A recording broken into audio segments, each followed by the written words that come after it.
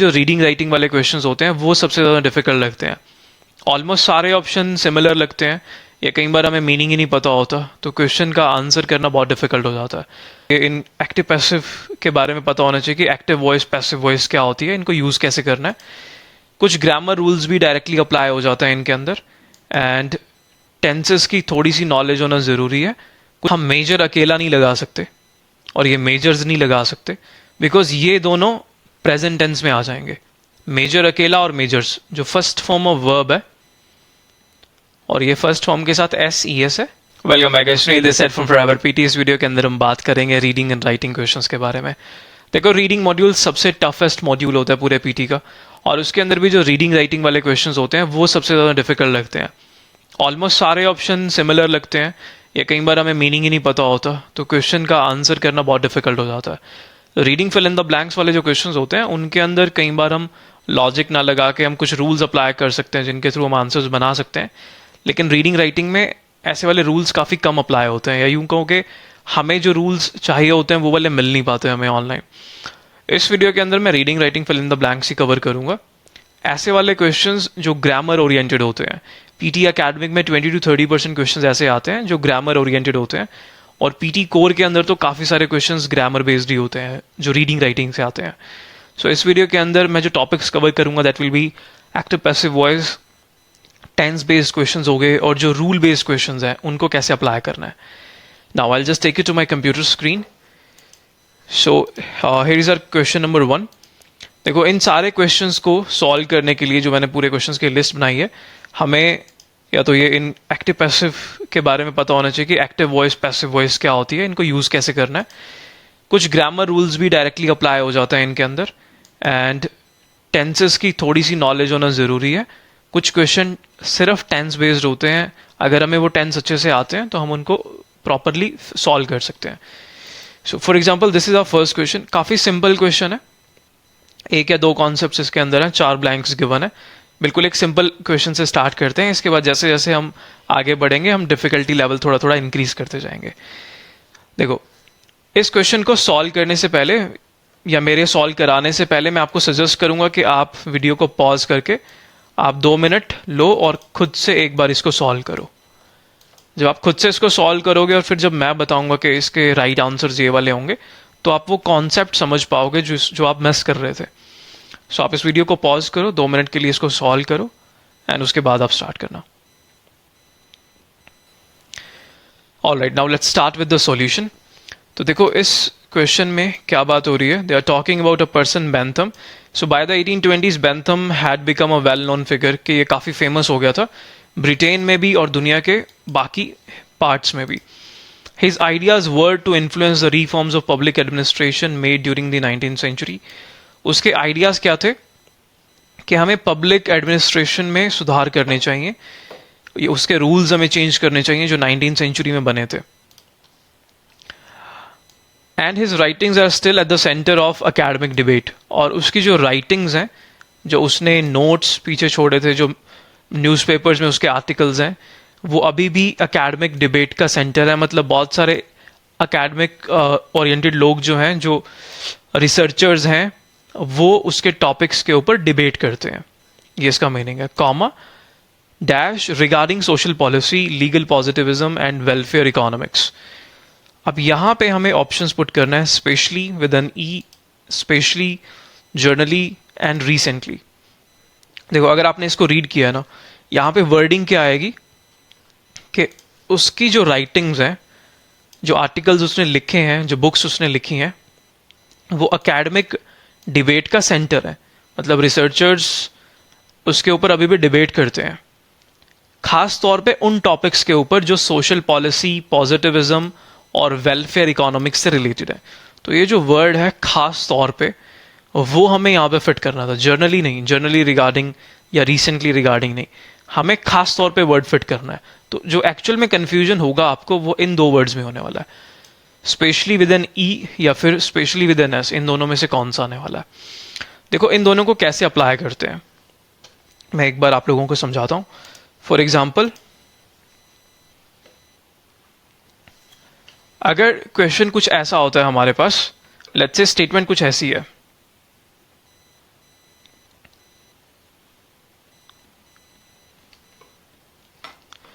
I made this cake specially for you, ये statement है for example.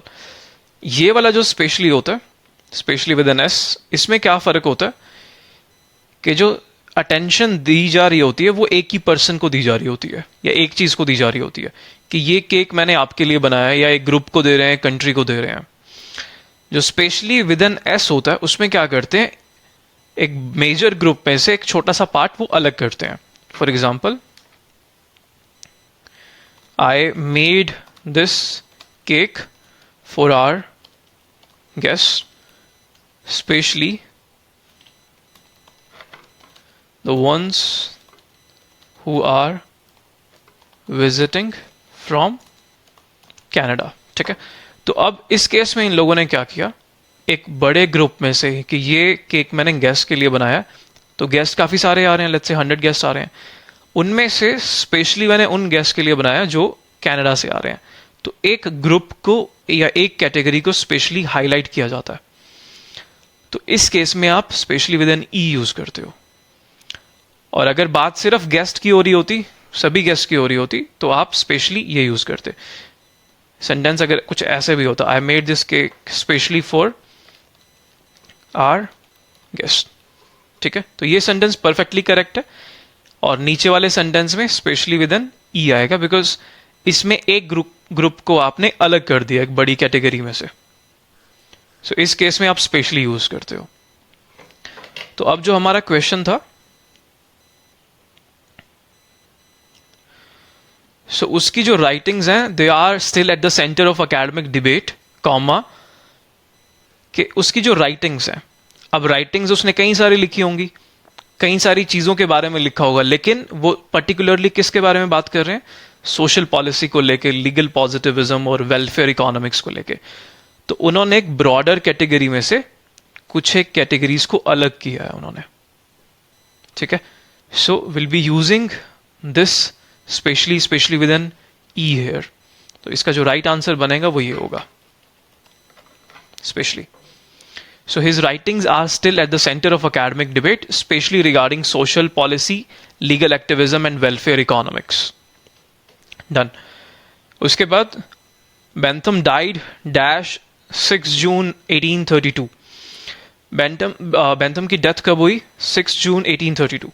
अब देखो ये जो टाइम फ्रेम्स होते हैं ना, इनके लिए हम अलग अलग चीज़ें यूज़ करते हैं। इन भी यूज़ करते हैं, एट भी यूज़ होता है, ऑन भी यूज़ होता है। ये कैसे यूज़ होते हैं मैं एक बार आपको एग्जाम्पल से बता देता हूं। For example,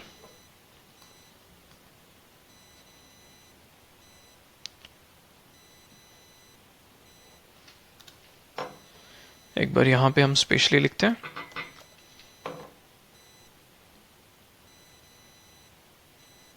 now for example, अगर लिखा हो, मैं यहां पे टाइप कर रहा हूं, अगर लिखा हो आपके पास हो He died in, अगर ईयर मेंशन होता तो सीधा इन आता, He died in 1900s।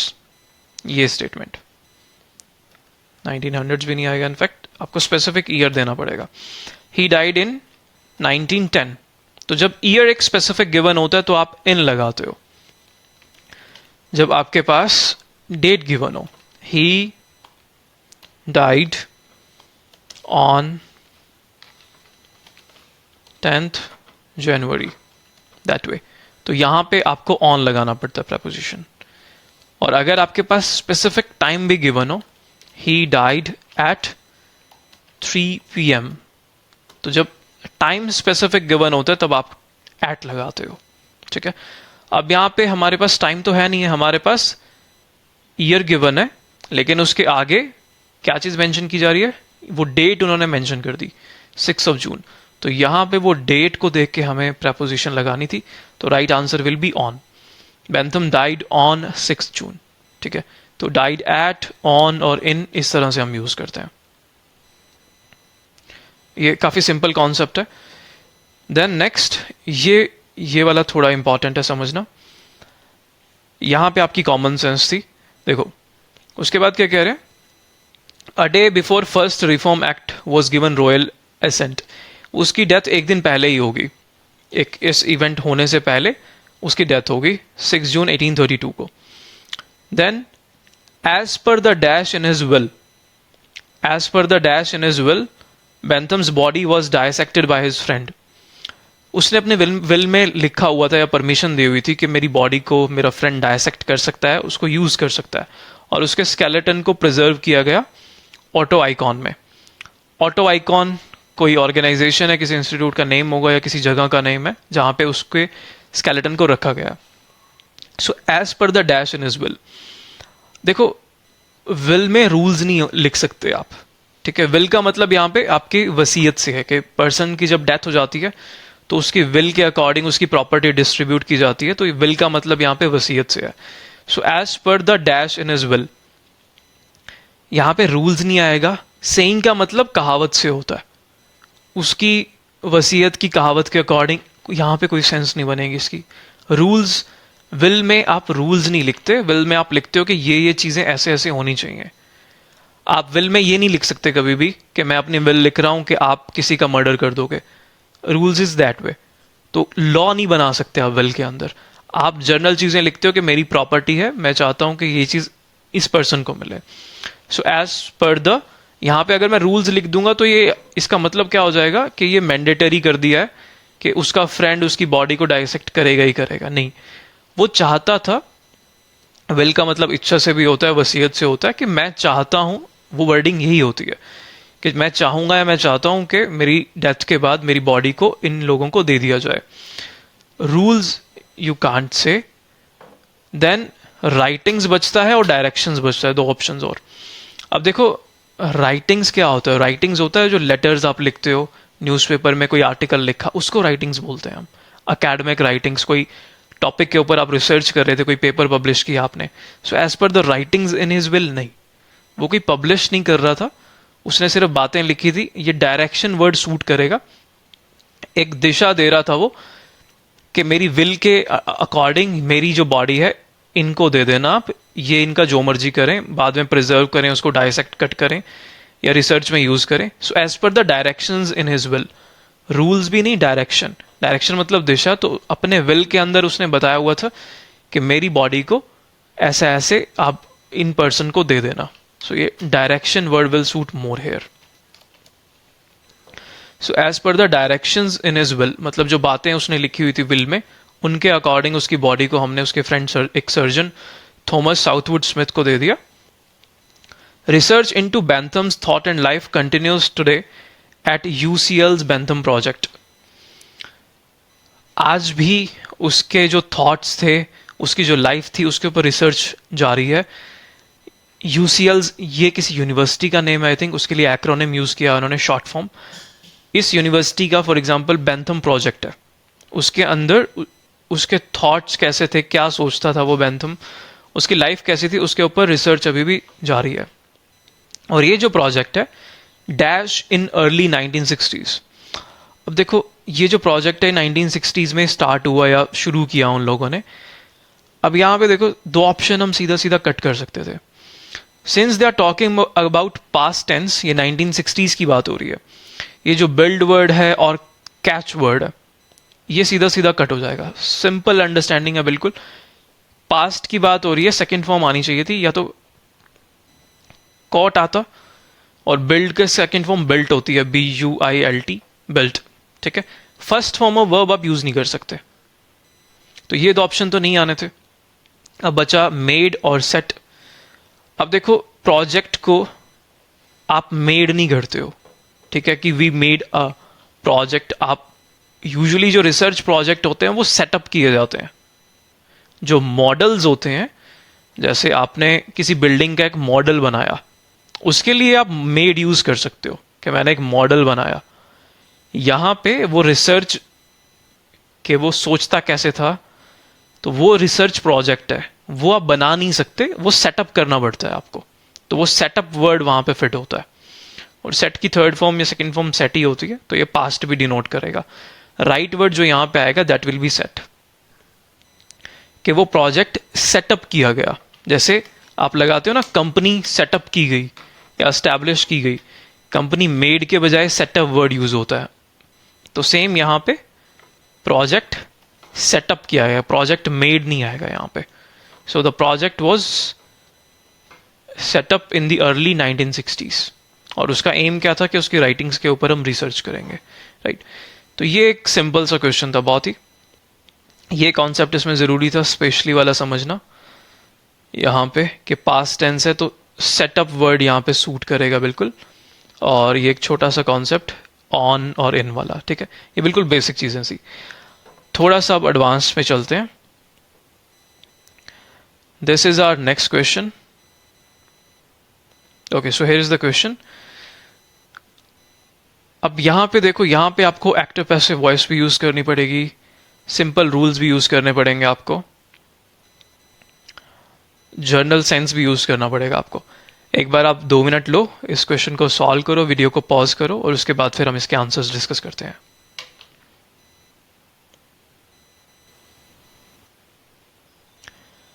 Alright, ठीक है. चलो अभी समझते हैं इस क्वेश्चन को. देखो, फर्स्ट में क्या कह रहे हैं.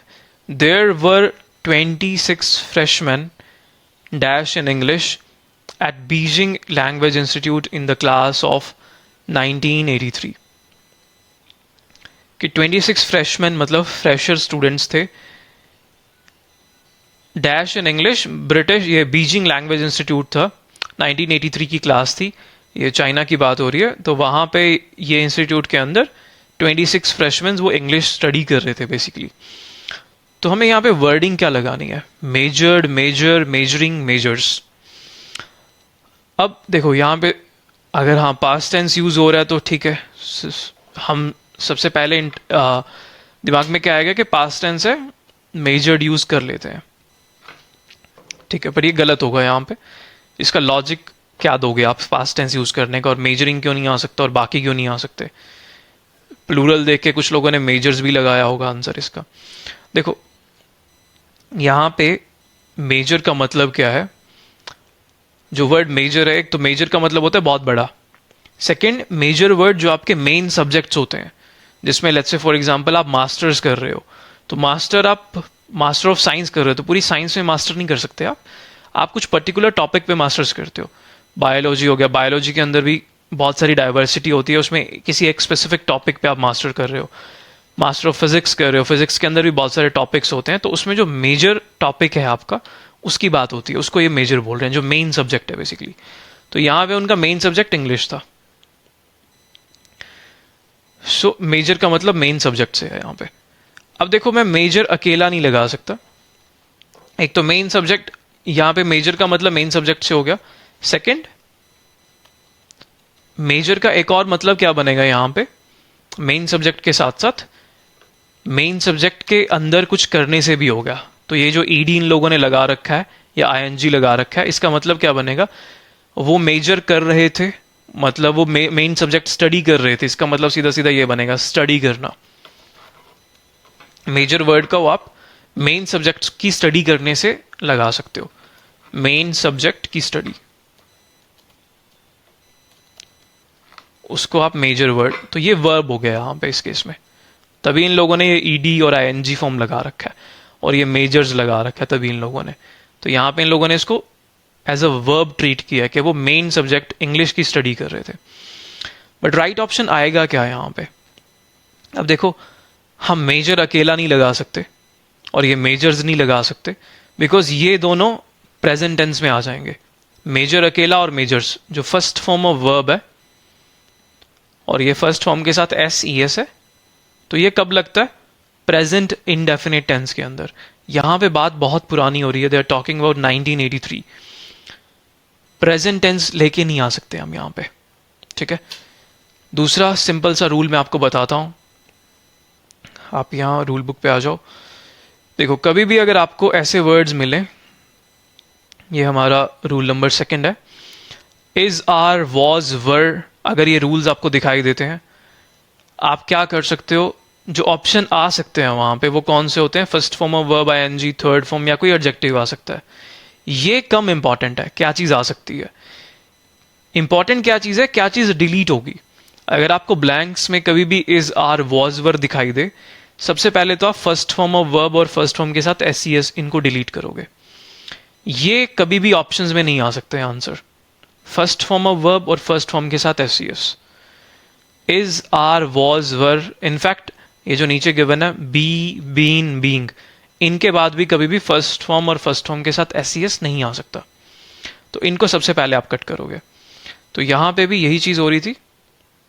यहां पे देखो ये वर लगा हुआ है, यहां पे आप first form of verb use नहीं कर सकते यहां पे, बाय रूल भी और बाय ग्रामर भी आप देखोगे तो ये प्रेजेंट टेंस में हम लेके नहीं जा सकते इसको। और सिंपली अगर रूल फॉलो करोगे तो फर्स्ट फॉर्म और फर्स्ट फॉर्म के साथ एस सी एस, मेजर और मेजर्स कट हो जाएगा। यही सेम रूल आगे भी अप्लाई हो रहा था। यहां पे भी वॉज लगा हुआ था और यहां पे भी वर लगा हुआ था। तो first form of verb tell और टेल्स, टॉक और टॉक्स, ये कट हो जाना था। ठीक है, तो ऐसे आप ऑप्शंस को कट कर सकते थे। ये चीज आप reading fill in the blanks में भी कर सकते हो, in fact listening fill in the blanks में भी। लिसनिंग ब्लैंक्स में कई बार क्या होता है, हमें यहाँ पे मेजर ही सुनाई दिया क्योंकि पीछे का ईडी सुनाई नहीं देता। So there were 26 freshman major in English. ठीक है, आप समझ लेना अगर आपको ईडी सुनाई नहीं दिया तो ईडी हो सकता है वहां पे, बिकॉज आगे वर्ब लगा हुआ है, तो आप फर्स्ट फॉर्म में वर्ब नहीं लगा सकते वर्ब के बाद। सेम यहाँ पे दे वर ऑलरेडी डैश, आपको टॉक सुनाई दिया, ईडी सुनाई नहीं देता, आईएनजी का पता चल जाता है, बट आप लिस्टिंग ब्लैंक्स कर रहे हो तो यहां पे श्योरली ईडी होगा आगे, क्योंकि वर्ब लगा हुआ है तो सिंपल वर्ब की फर्स्ट फॉर्म हम अप्लाई नहीं कर सकते यहां पे। ठीक है, तो यहां पे ये दो ऑप्शंस मैं सबसे पहले कट करूंगा। मेजर्स नहीं आ सकता, एक तो ये मेजर्स नहीं आएगा और मेजर अकेला ऑप्शन नहीं आएगा। अब बचता है मेजरिंग और मेजर्ड। अब देखो यहां पे कॉन्सेप्ट है आपके एक्टिव और पैसिव वॉइस का। लेट्स से मैं यहां पे मेजर्ड लगा देता हूं, तो ये पैसिव वॉइस बन गया। वर्ग के बाद थर्ड फॉर्म लगी हुई है, वॉज वर्ग के बाद थर्ड फॉर्म जब आप लगाते हो तो ये पैसिव वॉइस होता है। आप यहां पे देखोगे आपको रूल्स में मिल जाएंगे। पास्ट इंडेफिनिट एक्टिव वॉइस में सेकंड फॉर्म यूज होती है, और जब हम उसको पैसिव में कन्वर्ट करते हैं तो वॉज और वर्ग के साथ में हम वर्ब की थर्ड फॉर्म लगाते हैं बहुत बार। तो यहां पे जब मैंने थर्ड फॉर्म यहां पे अप्लाई की तो ये सीधा सीधा क्या हो गया, पैसिव वॉइस में कन्वर्ट हो गया। लेकिन पैसिव वॉइस का एक फंडामेंटल रूल होता है, वो क्या होता है कि ऑब्जेक्ट को आपको आगे लेके आना होता है। ऑब्जेक्ट पे ज्यादा एम्फोसिस होता है, सब्जेक्ट पीछे होता है। ये पैसिव वॉइस होती है। एक एग्जांपल से मैं समझाता हूं। फॉर एग्जांपल,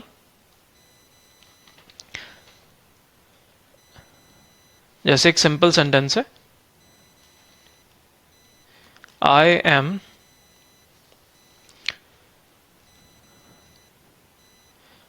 या पास्ट में लगाते हैं, आई ate my dinner,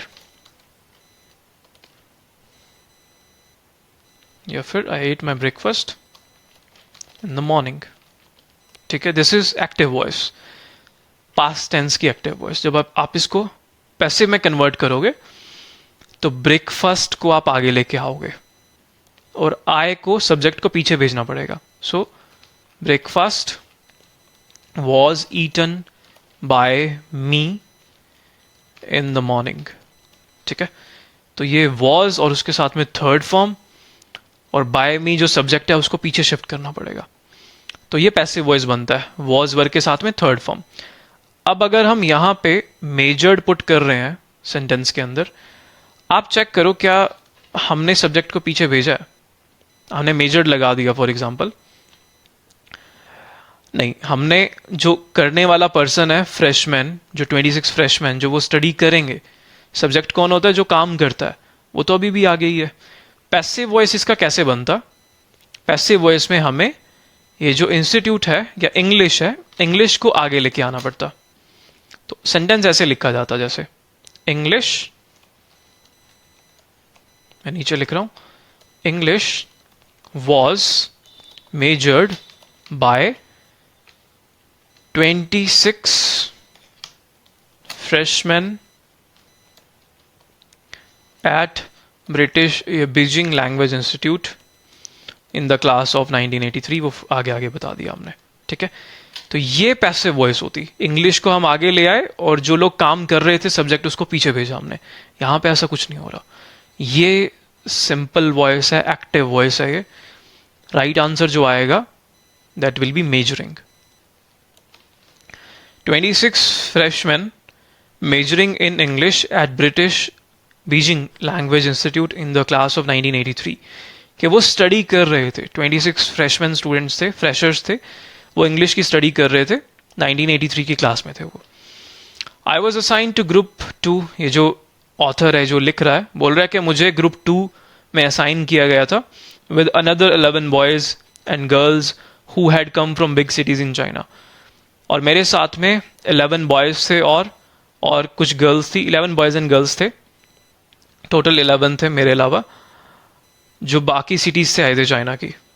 I was dash that language study required smallness so that we would get more attention from the skillful teachers. So मुझे बताया गया था. यहाँ पे वर्डिंग क्या बनेगी? अब सिंपल वर्डिंग क्या है कि कुछ चीजें आप डिलीट करोगे. यहाँ पे क्या क्या डिलीट हो जाएगा? ये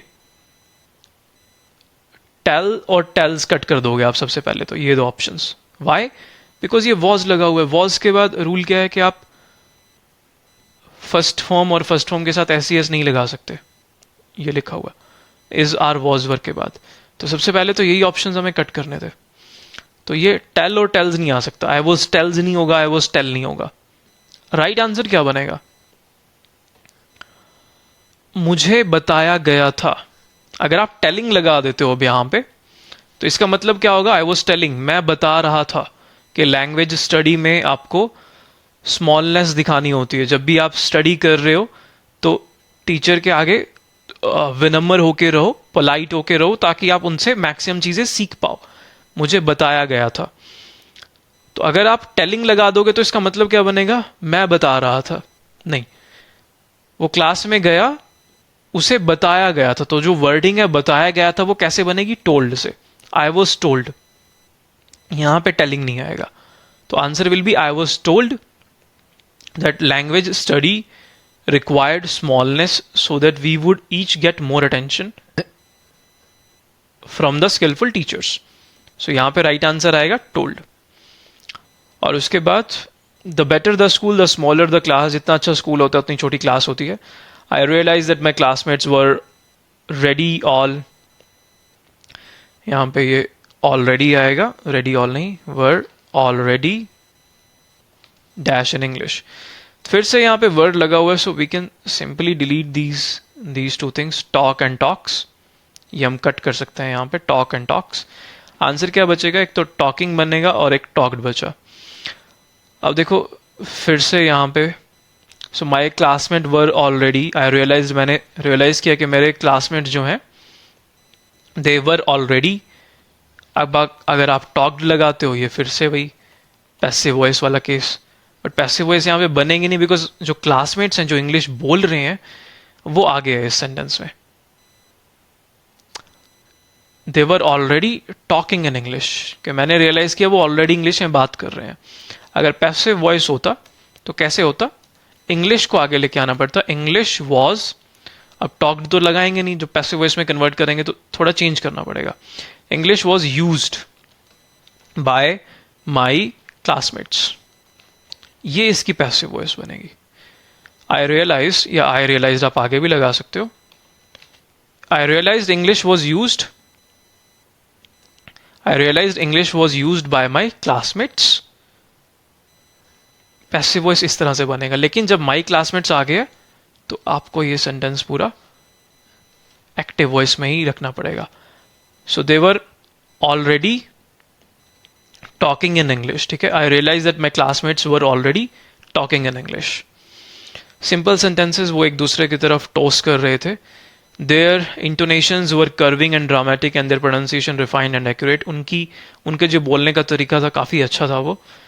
but as I stretch to catch the drips and drops of humming dialogues, I couldn't dash it all. But जब मैं उनके डायलॉग्स को ग्रैब करने की कोशिश कर रहा था तो बोल रहा है कि मैं कर नहीं पाया वो चीज़. I couldn't dash at all. तो यहाँ पे राइट वर्डिंग क्या बनेगी? देखो, अब ये सिंपल रूल है, आप लोगों ने पढ़ा भी होगा लेकिन एक्सेस नहीं कर पाते हो एट अ टाइम. जो भी मोडाल्स होते हैं, can, could, may, might, shall, should, इन सब के बाद we are suppose to use first form of verb. So answer आएगा कुड लगा हुआ है, कुड के बाद फर्स्ट फॉर्म ऑफ वर्ब हमें ढूंढना था. So I couldn't dash it all, I couldn't understand it all. मैं ये सब कुछ समझ ही नहीं पाया. Understand will be the right answer here. Understood, understand, understanding कुछ नहीं बनेगा. First form of verb, I couldn't understand it all. और उसके बाद those words now flying before me sounded a little familiar.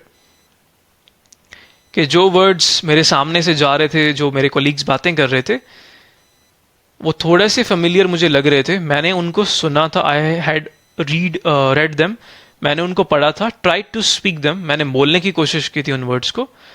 But I had never heard them dash back to me in such a speedy fluent manner. But मैंने उनको कभी नहीं सुना dash back to me in such a speedy, कि वो words मेरी तरफ आएंगे इतने स्पीड में, इतनी फ्लुएंटली, कोई उन वर्ड्स को मेरे सामने बोलेगा, ऐसा मैंने कभी नहीं सुना था. और नीचे ऑप्शन है स्पीक, स्पोक, स्पीकिंग और स्पोकन.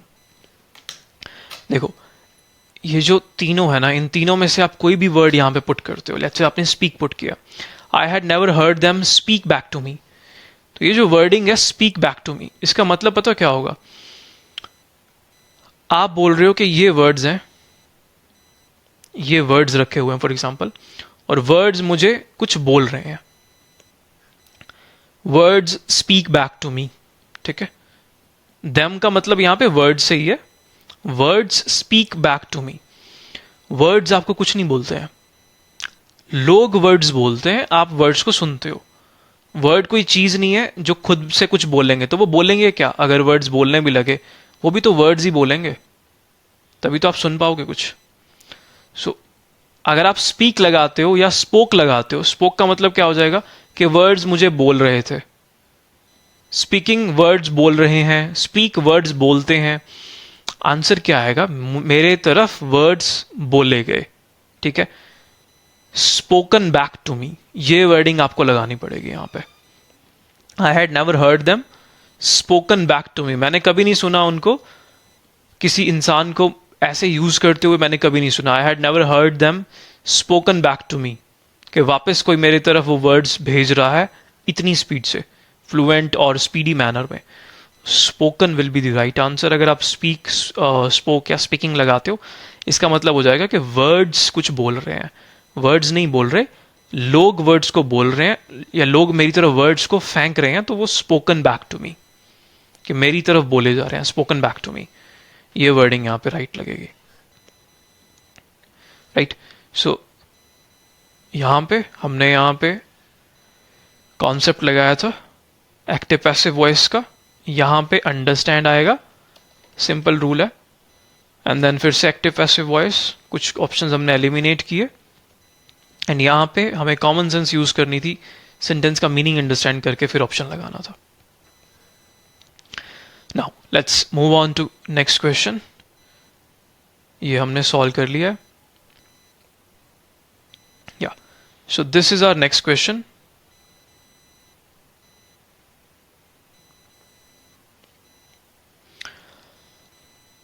आप लोग कुछ मिनट्स लो, एक बार आप लोग इसको सॉल्व करो, उसके बाद हम इनको डिस्कस करेंगे.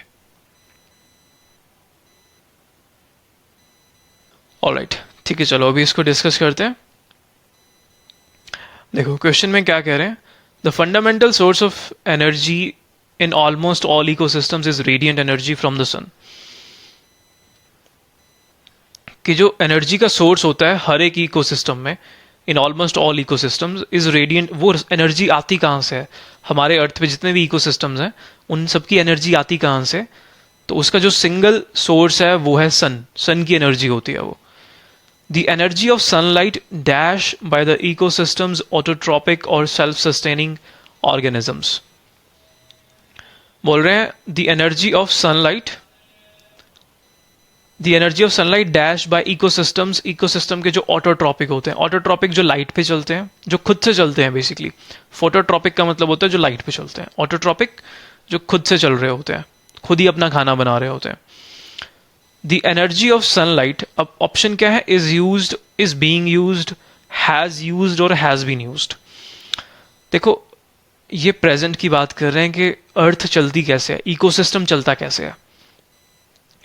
अगर आप हैज़ यूज्ड लगाते हो, इसका मतलब क्या बनेगा कि the energy of sunlight has used by, sun की जितनी भी एनर्जी है वो इस्तेमाल की जा चुकी है ऑर्गेनिजम्स के द्वारा, इकोसिस्टम के ऑटोट्रॉपिक मतलब ऑर्गेनिजम्स के द्वारा। ये आगे वर्डिंग है। अगर वो यूज की जा चुकी है तो मतलब खत्म हो गई है वो, इसके सेंटेंस का मतलब तो यही बनेगा कि the energy of sunlight has used by, और हैज बीन यूज्ड बाय इसका भी सेम ही मतलब बनेगा कि यूज की जा चुकी है। दोनों का मतलब यही बनता है, हैज बीन यूज्ड लगा लो या हैज यूज्ड लगा लो आप। एनर्जी यूज की जा चुकी है नहीं, एनर्जी ऑर्गेनिजम्स यूज करते हैं, ये हम सबको पता है, ये यूनिवर्सल ट्रूथ है। आप भी एनर्जी यूज करते हो, ऐसा नहीं है कि आपने सारी एनर्जी यूज कर ली है।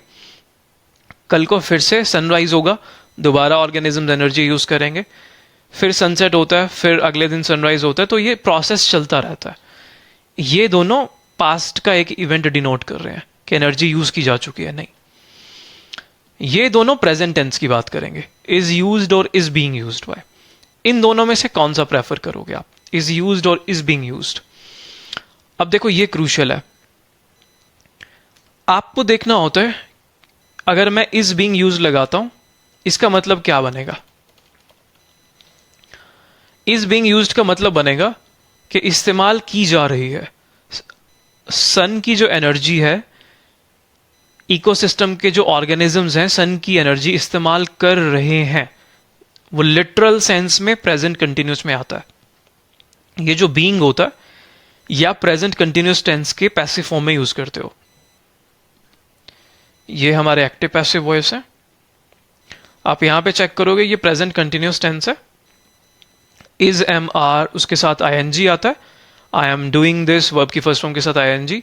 लेकिन जब पैसिव में कन्वर्ट करना होता है तो यहां पे लगता है बीइंग, इज एम आर इन सब के साथ में बीइंग वर्ड आता है।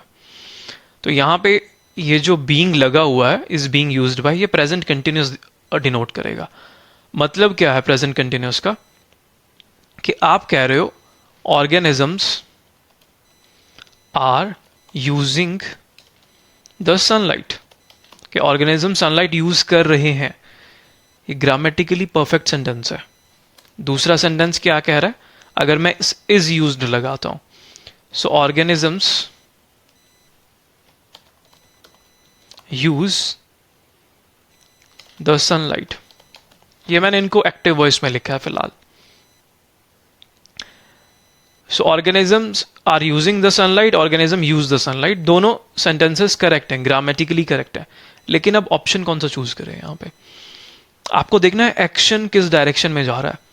ये जो एक्शन है क्या ये पहले भी होता था, आज से 10 साल पहले क्या ऑर्गेनिज्म सनलाइट यूज करते थे? आज भी करते हैं, 10 साल बाद भी करेंगे क्या? ठीक है, ओके। अगर मैं कर रहे हैं लगा रहा हूं, इस पे शॉर्ट ही नहीं होती है हमें। फॉर एग्जाम्पल जैसे जब बात आती है टेम्परेचर इंक्रीज हो रहा है ग्लोबल वार्मिंग की वजह से, सो द टेम्परेचर, यहां पे हम क्या लगाते हैं, of the earth is rising. यहां पे हम इज राइजिंग लगाते हैं, कंटिन्यूस टेंस लगाते हैं हम, यहां पे राइज नहीं लगाते। The temperature of the earth rises, क्योंकि ये नेचुरल फिनोमेना नहीं है कि ये होता है ऐसे, नहीं। नॉर्मली अर्थ का टेम्परेचर स्टेबल होना चाहिए, लेकिन अभी क्लाइमेट चेंज की वजह से वो टेम्परेचर इंक्रीज हो रहा है, तो ये प्रेजेंट में हो रहा है डे आफ्टर डे। क्या 1000 साल पहले ऐसा होता था, टेम्परेचर बढ़ रहा था? नहीं। फैक्ट्रीज नहीं होती थी तो ये टेम्परेचर भी नहीं बढ़ता था। क्या 1000 साल के बाद में ये होगा? हमें नहीं पता, हो सकता है सारी चीजें स्टेबल हो जाएं, हम लोग एमिशंस को कट कर लें। तो कंटिन्यूस टेंस आप तब लगाते हो जब वो चीज लिटरली अभी के सिनेरियो में हो रही है, पहले हो रही थी, बाद में हो रही थी, हमें नहीं पता, बाद में होगी हमें नहीं पता। लेकिन यहां पे सनलाइट के केस में हमें पता है कि ऑर्गेनिज्म सनलाइट को यूज करते हैं, ये पहले भी करते थे, अब भी करते हैं, आने वाले टाइम में भी करते रहेंगे। तो यहां पे जो राइट आंसर आएगा that will be is used. The energy of the sunlight is used by earth's autotrophic और सेल्फ सस्टेनिंग ऑर्गेनिजम्स। के अर्थ की जो, या जो सनलाइट है, सनलाइट की जो एनर्जी है वो यूज की जाती है, इसी टेंस में आपको लेके आना पड़ेगा इसको। ना कि की जा रही है, की जाती है। प्रेजेंट इंडेफिनिट टेंस में बात करोगे आप। And then next, consisting largely of green vegetation, कि ऑर्गेनिजम्स में मेनली कौन आते हैं? ग्रीन वेजिटेशंस ऑर्गेनिज्म के अंदर आते हैं। These organisms dash of photosynthesis, ये ऑर्गेनिजम्स फोटोसिंथेसिस कर सकते हैं। These organisms are capable of, यहां पे जो राइट आंसर आएगा कर सकते हैं। वॉज और वर ये पास्ट डिनोट कर देंगे। आई एम सॉरी, यहां पे ठीक है, दोनों जगह वर ही है, वर ऑल्सो या वर केपेबल। प्लूरल था यहां पे, तो वॉज तो वैसे भी नहीं आ सकता था, वर ही गिवन है। वर केपेबल पास्ट की बात नहीं हो रही कि ये कर सकते थे, फोटोसिंथेसिस कर सकते थे, नहीं, ये फोटोसिंथेसिस कर सकते हैं, दे आर केपेबल। ऑल्सो नहीं आएगा यहां पे। ऑल्सो कब लगता है? जब आप सेकेंड, थर्ड या फोर्थ चीज बताते हो। फर्स्ट चीज को बताने के लिए कभी भी ऑल्सो नहीं लगाते। आप कभी भी ये नहीं बोलोगे कि I can also write poems, कभी भी आप ये नहीं बोलते। आप क्या बोलते हो? I can write poems and I can also right novels. ठीक है, तो ऑल्सो आप सेकंड, थर्ड या फोर्थ एग्जाम्पल देते टाइम लगाते हो, फर्स्ट में ही ऑल्सो नहीं लगाते, ये गलत होगा सेंटेंस। नॉवेल्स और यहां पे ये ऑल्सो केपेबल नहीं आएगा। Right answer is are capable. They are, these organisms are capable of photosynthesis. And then next, the autotrophs dash the energy. यहां पे फिर से वही ऊपर वाला जो मैंने लॉजिक बताया। ठीक है, अब आप क्या लगाओगे? देखो, ऑटोट्रॉप्स ये प्लूरल है, तो प्लूरल के केस में सबसे पहले तो ऑप्शन कौन सा कट होगा? यहां पे जो वर्डिंग गिवन है यूज, सॉरी यूजेस, मैं यूजेस नहीं लगा सकता यहां पे। The autotrophs uses, use uses, because plural के साथ में वर्ब की फर्स्ट फॉर्म के साथ एस नहीं आता है। ही के बाद आप क्या लगाते हो? ही गोज लगाते हो आप। He goes to school, she goes to school. और जब आपको बात करनी है यू की या फिर दे की, तो दे के केस में आप क्या लगाते हो? दे गो टू स्कूल। तो प्लूरल के साथ एस नहीं आता वर्ब में, तो ऑटोट्रॉप्स यूजेस नहीं आ सकता था। सिंपल सिंपल सा लॉजिक है। तो क्या आएगा फिर? ऑटोट्रॉप्स आर यूजिंग लगाएं क्या, या फिर यूज्ड तो बिल्कुल पास्ट में चला गया कि ऑटोट्रॉप्स यूज करते थे। पास्ट में हम नहीं जा सकते हैं। They are talking about present के ये चीजें ऐसे ऐसे आगे बढ़ती हैं। ऑर्गेनिज्म सनलाइट यूज करते हैं, ये चीज होती है, प्रेजेंट सेंस है, यूज्ड नहीं आएगा। जो कंफ्यूजन होनी चाहिए थी वो फिर से आर यूजिंग और सिंपल यूज में होनी चाहिए थी। और ये ऊपर वाला ही लॉजिक है यहाँ पे। अगर मैं आर यूजिंग लगाता हूं तो इसका मतलब क्या बनेगा कि वो सिर्फ अभी के टाइम पे ये कर रहे हैं, ऑटोट्रॉप सनलाइट को यूज कर रहे हैं। अभी जब हम क्वेश्चन सॉल्व कर रहे हैं तो वो उस एनर्जी को यूज कर रहे हैं इस प्रेजेंट टाइम में। बट ये 10 साल पहले भी होता था, हमारे होने से पहले भी ऑटोट्रॉप्स थे या ऑर्गेनिजम्स थे, बाद में भी रहेंगे, प्लांट्स, एनिमल्स, वो यूज करते रहेंगे। तो ये प्रोसेस होता जा रहा है टाइम के साथ साथ। हमें इसको प्रेजेंट इंडेफिनिट में लेके आना पड़ेगा। यहाँ पे राइट आंसर आएगा use. The autotrophs use the energy stored. यहाँ पे आंसर सिंपल है, स्टोर्ड विद इन। जो एनर्जी स्टोर होती है सिंपल कार्बोहाइड्रेट्स में, विद इन, वो उस एनर्जी को यूज करते हैं जो एनर्जी कार्बोहाइड्रेट्स के अंदर स्टोर होती है। क्यों यूज करते हैं? ताकि वो कॉम्प्लेक्स कंपाउंड बना सकें, जैसे प्रोटीन्स वगैरह बना सकें, इसलिए उनको एनर्जी यूज करनी पड़ती है। Then the autotrophic segment of the ecosystem is commonly referred to as the producer level. Organic matter dash by autotrophs directly और इनडायरेक्टली सस्टेन्स हेट्रोट्रॉफिक ऑर्गेनिजम्स। अब देखो यहाँ पे ग्रामर लगाने लगोगे, यहाँ पे सिंपल लॉजिक है, तो पजल हो जाओगे कि अगर लेट्स से हमने लगाया कि यहाँ पे कि हाँ अच्छा पास्ट तो आ ही नहीं सकता, जनरेटेड नहीं आ सकता, बिकॉज जनरेटेड लगाऊंगा तो पास्ट टेंस में चला जाएगा। ऐसा नहीं है, यहाँ पे ये गड़बड़ हो जाएगी। आप देखो, अगर आप ये लगाते हो ऑर्गेनिक मैटर इज जनरेटिंग अगर आप ये लगाते हो organic matter is generating by, ये बन नहीं पाएगा। ये बाय ऑटोट्रॉप्स, ये सेंटेंस कैसे बन जाएगा? इस सेंटेंस को आपको ऐसे चेंज करना पड़ेगा अगर आप यहाँ पे इज जनरेटिंग लगा देते हो। ये सेंटेंस इनकरेक्ट बनेगा कि ऑर्गेनिक मैटर इज जनरेटिंग, कि ऑर्गेनिक मैटर जनरेट कर रहा है ऑटोट्रॉप्स को। ये ऑर्गेनिक मैटर है, ये ऑर्गेनिजम्स बना रहा है, जबकि होना क्या चाहिए, ऑर्गेनिजम्स ऑर्गेनिक मैटर बना रहे हैं। जैसे हम लोग हैं, हम लोग ऑर्गेनिक मैटर जनरेट कर सकते हैं, ऑर्गेनिक मैटर हमें जनरेट नहीं करता।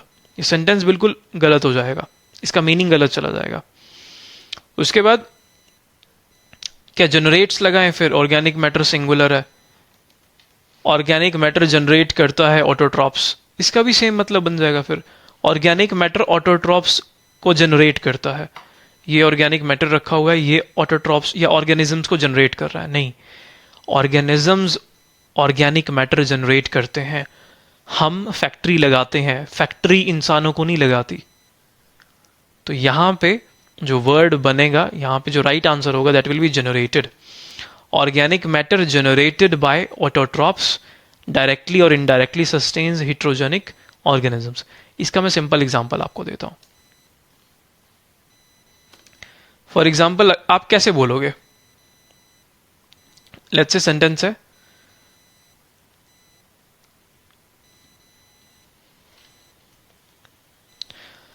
फोन्स या मोबाइल्स मेक या मेड बाय एप्पल। ठीक है, आप इन दोनों में से क्या चूज करोगे, मोबाइल्स मेक बाय एप्पल या मेड बाय एप्पल? तो आप मेड लगाते हो ना, मेड इन इंडिया या किसी कंट्री के आगे लगाते हो तो मेड लगाते हो, मेक नहीं लगाते। यहां पे अगर आप ये सेंटेंस लगाओगे कि फर्स्ट फॉर्म में लिखेंगे हम, तो मोबाइल्स मेक बाय एप्पल, ये इनकरेक्ट है। आपको यहाँ पे मेड लगाना पड़ेगा, मेड बाय एप्पल, कि वो मोबाइल्स जो एप्पल के द्वारा बनाए जाते हैं। तो दैट वो जो सेंस है कि उसके द्वारा बनाए जाते हैं, वो कन्वे करने के लिए हमें इसको ईडी में चेंज करना पड़ रहा है। यहाँ पे पास्ट और प्रेजेंट या जो टेंसेस वाला लॉजिक है वो नहीं अप्लाई होगा। ऑर्गेनिक मैटर जो ऑटोट्रॉप्स के द्वारा बनाया जा रहा है, generated by autotrophs. So organic matter जो ऑटोट्रॉप्स द्वारा बनाया जा रहा है, organic matter generated by autotrophs, this is the right answer here. ठीक है, generated is the right answer. So या so these are our questions. ये हमारा नेक्स्ट क्वेश्चन था।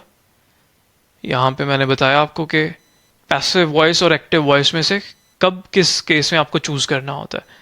आईएनजी किस केस में चूज करोगे आप, आईएनजी वाली सेंस, जस्ट बिकॉज ये सेंटेंस ग्रामेटिकली ठीक है, इज यूजिंग ग्रामेटिकली ठीक होता डजंट मीन कि मैं उसको यूज करूंगा। यहाँ पे हमें सेंटेंस की सेंस देखनी पड़ेगी, जो इवेंट हो रहा है वो देखना पड़ेगा।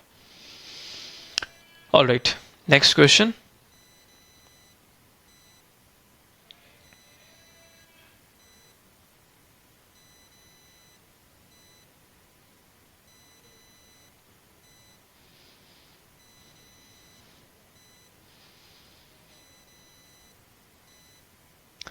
सो this is our next question. आपके पास कुछ मिनट्स हैं, आप 2 to 3 मिनट्स लो, वीडियो को पॉज करो, एक बार खुद से आप सॉल्व करो, फिर उसको देखेंगे कि कैसे कैसे ये कॉन्सेप्ट्स हमें अप्लाई करने थे।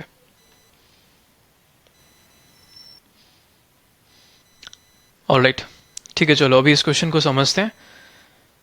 देखो, सबसे पहले फर्स्ट में बोल रहे हैं the first images of bank notes featuring Britain's king Charles third, कि जो पहली इमेजेस थी उन बैंक नोट्स की जिसपे किंग चार्ल्स की फोटो लगी हुई थी, featuring Britain's king Charles the third, वो जो फर्स्ट इमेजेस थी उन बैंक नोट्स की, dash on Tuesday by the Bank of England, वो बैंक ऑफ इंग्लैंड ने ट्यूसडे को dash, have unveiled, were unveiled, were unveiling या हैड अनवेल्ड। अब ये 4 ऑप्शन है। देखो यहां पे क्या ऑप्शन लगाओगे आप, वर अनवेल्ड या हैव अनवेल्ड। सबसे पहले इनको देखते हैं या वर अनवेलिंग को देखते हैं।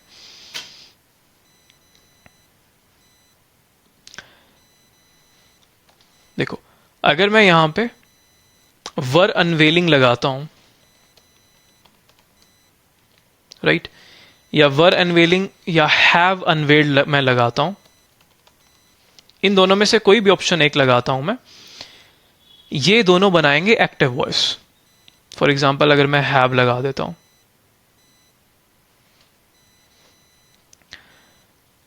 ठीक है, लेकिन एक्टिव वॉइस का रूल क्या होता है?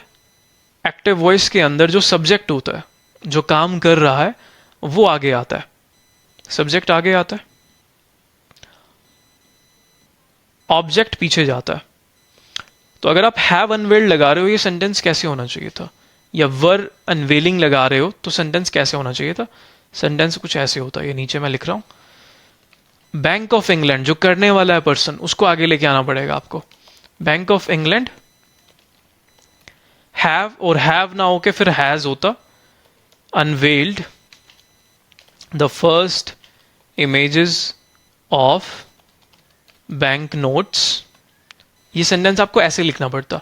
हैज अनवेल्ड तब आता कि वो बैंक ऑफ इंग्लैंड ने वो इमेजेस रिवील की हैं, लोगों के सामने दिखाई हैं पहली बार वो इमेजेस। और same Bank of England was, वरना आके वॉज आता, were unveiling the first images of bank notes, ठीक है, the first images of bank notes. ये इस तरह से आपको लिखना पड़ता। ये होता आपका एक्चुअल में एक्टिव वॉइस, जो यहां पे अगर आपने अगर हैव अनवेल्ड या फिर वर अनवेलिंग ये ऑप्शन चूज किए हैं तो आपको एक्टिव वॉइस में लिखना पड़ता, सेंटेंस का फॉर्म चेंज हो जाता कंप्लीटली। अभी इन दोनों में से कोई भी ऑप्शन नहीं आ पाएगा। तो जो राइट ऑप्शन है, हैड अनवेल्ड आएगा या वर अनवेल्ड आएगा। देखो ये सेंटेंस पैसिव वॉइस में लिखा हुआ है, बैंक नोट्स को आगे लेके आए हैं वो लोग। अभी मैंने आपको एक्टिव वॉइस लिख के दिखाया ना, ये एग्जांपल था। बैंक ऑफ इंग्लैंड आगे था, बैंक नोट्स पीछे थे। तो बैंक नोट्स को जब आप आगे ले आए, आपको ये पैसिव वॉइस में कन्वर्ट कर दिया आपने, ऑब्जेक्ट के ऊपर आपने ज्यादा एम्फोसिस दे दिया। सो बैंक नोट्स सेंटेंस क्या बनेगा? Were unveiled on Tuesday by the Bank of England. Bank notes unveil किए गए थे ट्यूसडे को by Bank of England, Bank of England के द्वारा। ये सेंटेंस बन रहा है ऐसे। Were unveiled is the right answer here. उसके बाद next question, Charles portrait dash on English notes of £5, £10, £20, £50, full stop. Meanwhile, the rest of the design will remain the same as the current notes. Charles, ये Charles किसको बोल रहे हैं? King Charles third को। Charles का जो portrait है, देखो एक एक वर्ड फिट करते हैं। क्या मैं अपीयर लगा सकता हूं यहां पे? चार्ल्स का पोर्ट्रेट अपीयर होता है बैंक नोट्स पे, दिखाई देता है। सबसे पहले तो अगर वो पोर्ट्रेट है, वो सिंगुलर की बात हो रही है, पोर्ट्रेट्स की बात नहीं हो रही यहां पे। पोर्ट्रेट्स लगा होता सेंटेंस अलग होता, पोर्ट्रेट अकेले की बात हो रही है। तो जब ये अकेले पोर्ट्रेट की बात कर रहे हैं, अपीयर की जगह अपीयर्स होना चाहिए था, वर्ब की फर्स्ट फॉर्म के साथ एस लगा होना चाहिए था वहां पे, जो कि ऑप्शन में नहीं गिवन है हमें। तो ये अपीयर तो नहीं आ सकता यहां पे। सेम आर नहीं आ सकता। पोर्ट्रेट्स होता, आर अपीयरिंग के बारे में सोच सकते थे, बट यहां पे क्या है? पोर्ट्रेट सिंगुलर है, तो आर भी नहीं आ सकता। अब ऑप्शन क्या बचा? विल बी अपीयरिंग और विल अपीयर, इन दोनों में से आपको चूज करना है। Charles portrait will be appearing, वो दिखाई दे रहे होंगे या फिर वो दिखेंगे। विल अपीयर का मतलब है चार्ल्स का जो पोर्ट्रेट है वो दिखेगा नोट्स के ऊपर, और विल बी अपीयरिंग का मतलब है वो दिखाई दे रहा होगा। इन दोनों में से एक ऑप्शन हमें लगाना है, विल बी अपीयरिंग और विल अपीयर। देखो ये सेम पीछे वाला टेंस ही है। विल बी अपीयरिंग लगाएंगे क्या हम यहां पे कि चार्ल्स का पोर्ट्रेट दिखाई दे रहा होगा? नहीं, यहां पे वर्डिंग क्या बनेगी? दिखाई देगा, नोट्स के ऊपर उसका पोर्ट्रेट दिखाई देगा, विल अपीयर।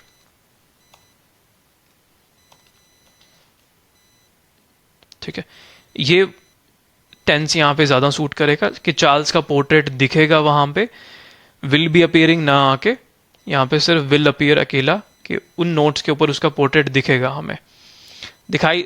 जब आपको चूज करना होता है ना कंटिन्यूस टेंस के अंदर और इंडेफिनिट या फिर सिंपल टेंस के अंदर, आप उस इवेंट को देखो, क्या ये जो नोट है, ये जो बैंक नोट्स हैं, क्या सिर्फ एक ही बार दिख रहा होगा ये? मतलब जो यूजुअली कंटिन्यूस टेंस होता है वो बहुत बार सिर्फ एक सिंगल इवेंट ही होता है कि जब मैं घर जाऊंगा तो मदर खाना बना रही होगी, तो वो एक ही टाइम तो बना रही होगी जब मैं पहुंचा वहां पे। ऐसा तो है नहीं कि बाकी के 10 घंटे वो क्या कर रहे होंगे, कुछ और कर रहे होंगे वो। तो जो कर रहा है, जो इन कंटिन्यूस टेंस होता है, ये यूजुअली एक ही इवेंट डिनोट करता है। तो ऐसा तो है नहीं कि वो एक ही बार दिखेंगे वो नोट्स, वो तो हर बार दिखेंगे आपको फ्यूचर में। तो ये विल अपीयर के नोट्स दिखाई देंगे हमें, ये वर्डिंग यहाँ पे ज़्यादा सूट करेगी। Charles portrait will appear on English notes. उसी दौरान the rest of the design will remain the same as the current notes that feature late Queen Elizabeth. बाकी के नोट्स के डिज़ाइन सब सेम है, सिर्फ इन 4-5 नोट्स के डिज़ाइन चेंज किए हैं, 50, 25 और 10 पाउंड्स के। बाकी के नोट्स के ऊपर सिंपल क्वीन एलिजाबेथ की फोटो है। The reverse side of the notes will remain unchanged, और ये सिर्फ फ्रंट में चेंज किया उन लोगों ने। नोट्स की जो बैक साइड है वो सेम है, फ्रंट में बस उसकी फोटो लगाई है किंग चार्ल्स की। उसके बाद the reverse side of the notes will remain unchanged, the current designs dash. अब देखो फिर से प्लूरल है तो फीचर्स वर्ड नहीं आ सकता यहाँ पे, जो फीचर्स दिया हुआ है the current design features, because plural के बाद वर्ब की फर्स्ट फॉर्म आती है, SES नहीं आता उसके साथ, तो फीचर्स में इन्होंने SES लगा दिया उसके साथ, ये ऑप्शन नहीं आएगा। तो फीचर्स ऑप्शन नहीं आ रहा, फीचर्ड आ सकता है क्या? पर ये पास्ट में चला जाएगा फिर, कि जो करंट नोट्स हैं वो फीचर करते थे उसके पोर्ट्रेट को, उसके पोर्ट्रेट्स को दिखाते थे, ये पास्ट में चला गया। पास्ट में जाना ही नहीं हमें यहाँ पे तो बोल रहे हैं कि दिखाई देंगे वो, हम यहाँ पे पास्ट की बात नहीं कर सकते। इज फीचर्ड आ सकता है क्या? इज फीचर्ड भी नहीं आ सकता, बिकॉज डिजाइन्स की बात हो रही है। आर फीचर होता तो सोचते भी हम, इज फीचर तो बिल्कुल ये सिंगुलर और प्लूरल वाला मैच ही नहीं हो पाएगा। प्लूरल है तो आर होना चाहिए था टेक्निकली। राइट आंसर आएगा फीचर, और कोई ऑप्शन बचा नहीं यहाँ पे, तो feature is the right option here. So the current design feature portraits of, अभी के जो डिजाइन हैं उसमें विंस्टन चर्चिल के पोर्ट्रेट्स हैं, जेन ऑस्टन के पोर्ट्रेट हैं, इन लोगों के पोर्ट्रेट्स हैं। टर्निंग ऑन द रिवर्स, ये बैक साइड की बात हो रही है। और फिर आगे क्या कह रहे हैं, नीचे आ जाते हैं यहाँ पे, and to minimise the environmental and financial impact of this change. अब ये जो नोट्स वे बदल रहे हैं, इसका एनवायरमेंटल और फाइनेंशियल इम्पैक्ट कुछ होगा, उसको कम करने के लिए new notes will only be printed to replace worn bank notes. जो नोट्स पुराने हैं, सिर्फ फटे हुए नोट्स हैं, वॉर्न का मतलब वही है, तो ये जो नई फोटो छपेगी ये सिर्फ उन पुराने नोट्स के ऊपर ही छपेगी। To meet and to meet, और कब ये छपेगी? टू मीट, ये हर एक नोट से चेंज नहीं हो जाएगा कि हर एक जो 5 पाउंड का नोट है उसको बैंक जमा कर लेगा और उसको चेंज कर देगा, नहीं। जो 5 पाउंड्स के नोट्स हैं वो चलते रहेंगे, जब उनको नए नोट्स प्रिंट करने की जरूरत होगी उस केस में वो जो ओवरऑल डिमांड है, बढ़ती हुई डिमांड है, उसको पूरा करने के लिए वो नए नोट्स प्रिंट करेंगे।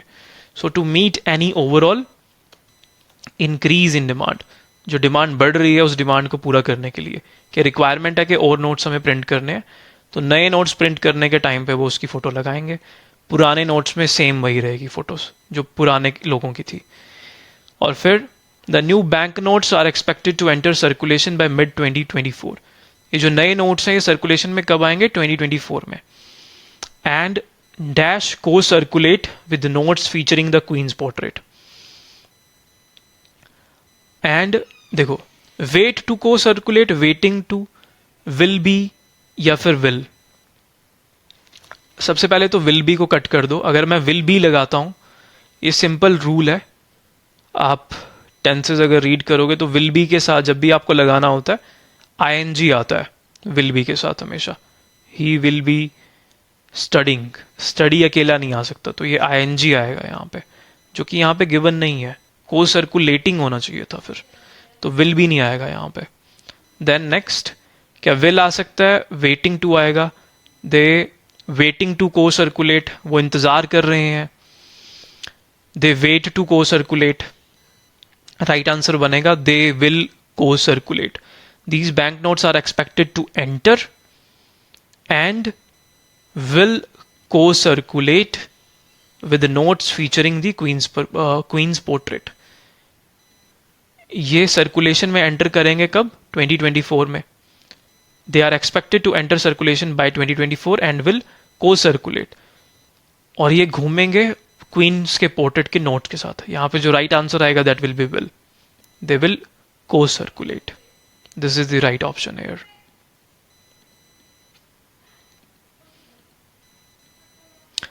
Alright, now let's move on to our last question.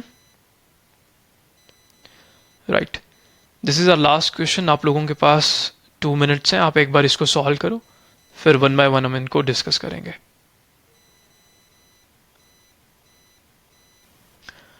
Alright.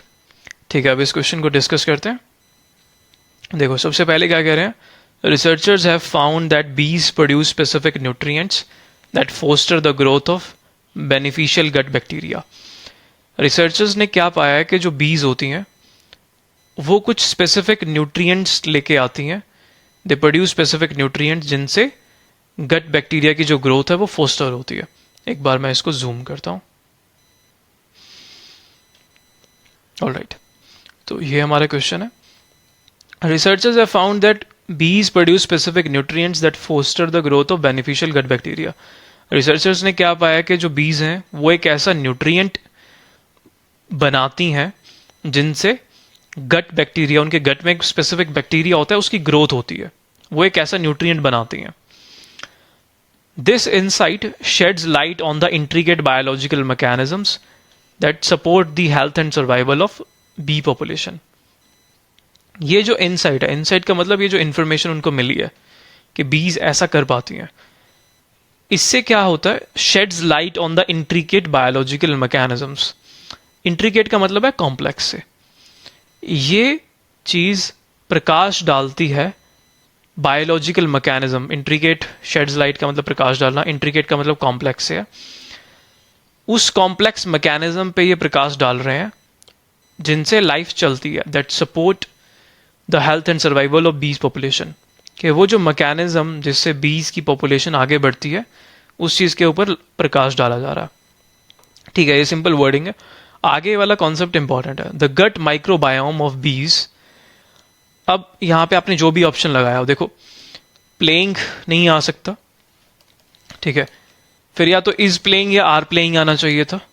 Verb, helping verb कुछ ना कुछ लगी होनी चाहिए थी. इज या आर, इज प्लेइंग या आर प्लेइंग. अकेला प्लेइंग सूट नहीं करेगा. प्लेड का मतलब पास्ट में चला जाएगा. द गट माइक्रोबायोम ऑफ बीज प्लेड अ क्रूशियल रोल. कि वो पास्ट में इंपॉर्टेंट रोल प्ले करता था. प्रेजेंट की बात हो रही है, ये अब भी रोल प्ले करता है. वो बैक्टीरिया बीज अभी भी बना सकती हैं. तो क्या विल प्ले आएगा? नहीं. ठीक है, यहां पे ऑप्शन क्या आएगा? अच्छा, अगर मैं ऑप्शन यहां पे थोड़ा चेंज कर देता हूं, काफी सिंपल हो गया था. प्ले और प्लेज, इसमें आपको कंफ्यूजन होनी चाहिए थी. एक्चुअल में विल प्ले अ क्रूशियल, इसमें भी नहीं. जो एक्चुअल में कंफ्यूजन होनी चाहिए थी वो इसमें, विल प्ले या फिर प्ले अ क्रूशियल रोल. तो यहां पे फिर राइट आंसर क्या बनता? यहां पे राइट आंसर प्लेज इसका राइट आंसर आता. विल प्ले अगर आपने लगाया था कि वो इंपॉर्टेंट रोल प्ले करेगा, नहीं, इंपॉर्टेंट रोल प्ले करता है. हमें प्रेजेंट इंडेफिनिट टेंस में जाना है. So the gut microbiome of bees plays a crucial role. अगर आप इस बीज को देख के, गलती कहाँ पे होनी थी, इस बीज को देख के आपको आप प्ले लगा देते बस यहाँ पे, कि बीज तो प्लूरल है, तो आंसर हमारा प्ले आएगा. नहीं, हमें सब्जेक्ट को देख के लगाना होता है. तो जो मेन सब्जेक्ट है यहाँ पे वो माइक्रोबायोम की बात हो रही है. इनफैक्ट अगर आप बीज को रिमूव भी कर दो यहां से, द गट माइक्रोबायोम, तो तब भी यहां पे आंसर प्लेज ही आएगा. तब microbiome plays a crucial role. या माइक्रोबायोम का मतलब बैक्टीरिया से, the bacteria plays a crucial role, या the organism plays a crucial role. तो ये बीज को देख के अगर आप प्ले लगाते तो गलत होता. प्लेज आंसर आएगा, बिकॉज जो मेन सब्जेक्ट है वो सिंगुलर है. The bacteria plays a crucial role in digestion. वो डाइजेशन में इंपॉर्टेंट रोल प्ले करता है। देन उसके बाद moreover this research has, उसके अलावा इस रिसर्च ने और क्या किया, so moreover this research has dash implications for agriculture and the environment. इस रिसर्च के implications, implication का मतलब प्रभाव, असर से है। इस रिसर्च का असर कहाँ पे होगा, एग्रीकल्चर और एनवायरमेंट में भी होगा। हैज़ डैश implication, तो वो असर कैसा होगा वो हमें हाईलाइट करना था। लेंदी, अप्रॉक्सीमेट, इंट्रिंसिक का मतलब अंदरूनी से होता है, ब्रॉडर, तो ब्रॉडर यहाँ पे राइट आंसर बनेगा कि इसका बहुत बड़ा प्रभाव पड़ेगा। broader implications for agriculture and the environment. This research has broader implications for agriculture and the environment.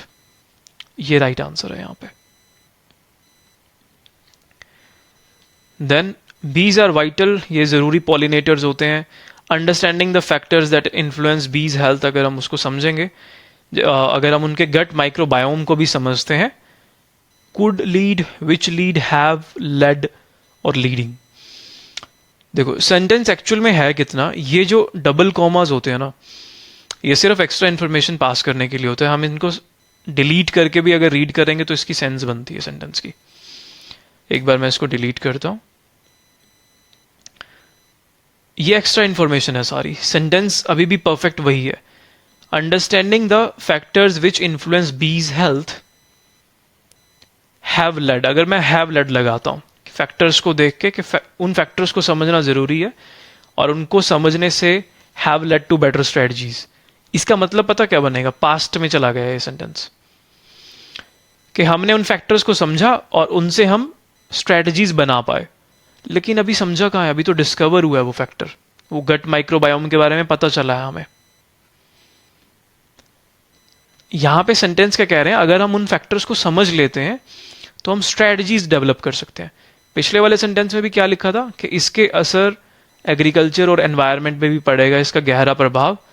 This research has broader implications for agriculture. Have led नहीं आएगा, ये पास्ट में चला जाएगा कि इसका असर या इसके थ्रू हमने कई सारी स्ट्रेटजीज बनाई हैं, नहीं। लीडिंग टू, सिंपल लीडिंग लगा नहीं सकते, फैक्टर इज लीडिंग लगाओगे या आर लीडिंग लगाओगे, इज या आर मिसिंग है यहां पे। राइट आंसर जो आएगा that will be could lead to, कि अगर हम इनको समझते हैं, understanding of the factors could lead to better strategies, factors को समझने से हम अच्छी स्ट्रेटजीज डेवलप कर सकते हैं।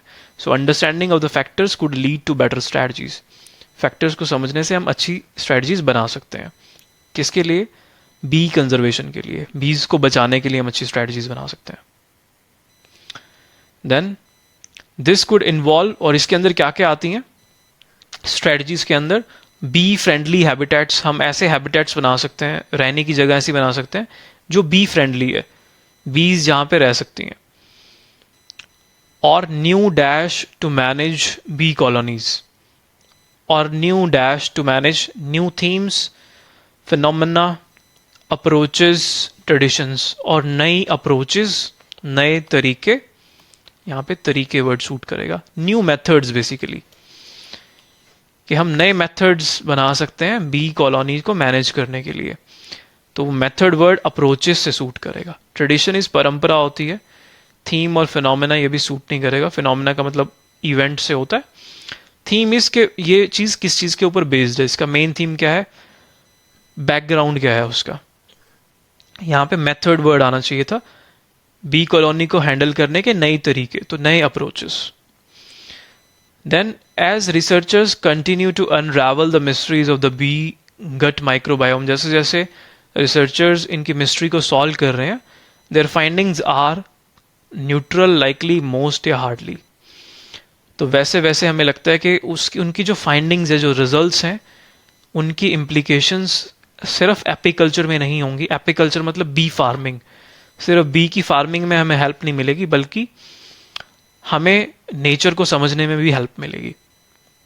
तो उनके जो रिजल्ट्स होंगे, their findings are neutral, likely, mostly, hardly. So their findings are कि पॉसिबिलिटी है कि इनके जो रिजल्ट्स होंगे उसका असर हमें अलग अलग एरियाज में भी देखने को मिलेगा, सिर्फ एपीकल्चर या बी फार्मिंग में नहीं देखने को मिलेगा. So their findings are likely to have, likely का मतलब पॉसिबली, कि प्रोबेबिलिटी है कि उसका असर बहुत दूर तक जाएगा, फार रीचिंग इम्प्लीकेशंस होंगे. सिर्फ एपीकल्चर में नहीं, अलग अलग जगह पे इसके इम्प्लीकेशंस हमें देखने को मिलेंगे. तो ये यहाँ पे राइट वर्डिंग हम फिट करेंगे. राइट, तो यहाँ पे हमें प्लेस का एक कॉन्सेप्ट समझना था, कुड लीड ये समझना था हमें, ब्रॉडर और ये मेथड्स और approaches. So this is the way आप रीडिंग एंड राइटिंग ब्लैंक्स को सॉल्व करते हो. कॉन्टेक्स्ट समझना ज़रूरी होता है, और बीच में जो छोटे छोटे कॉन्सेप्ट्स होते हैं उनकी भी अंडरस्टैंडिंग हमें होनी चाहिए.